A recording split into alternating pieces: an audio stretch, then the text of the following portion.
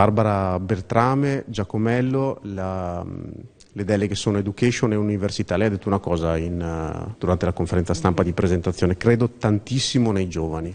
Credo tantissimo nei giovani perché nel mondo di oggi sono loro che ci daranno il futuro, da partire dai ragazzini delle elementari a quelli dell'università.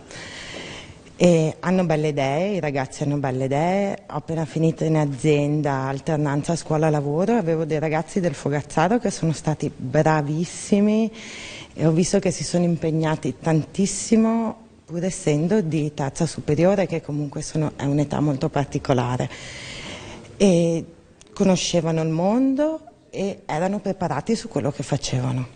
Quindi formare e istruire i giovani al mondo del lavoro. Esattamente, sì, perché a differenza di molti anni fa, quando facevamo scuola noi, non c'era la possibilità magari di andare in azienda e vivere l'azienda al concreto.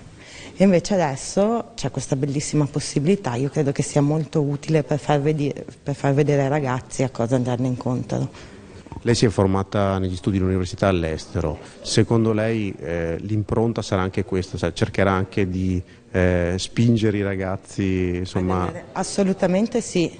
Assolutamente sì, è più importante andare all'estero, conoscere nuovi mondi e poi venire qua, perché così si è in grado di avere una visione a 360 gradi del mondo del lavoro e le diverse culture anche, perché c'è da raccontare anche quello, e solo facendo un'esperienza all'estero possono farlo.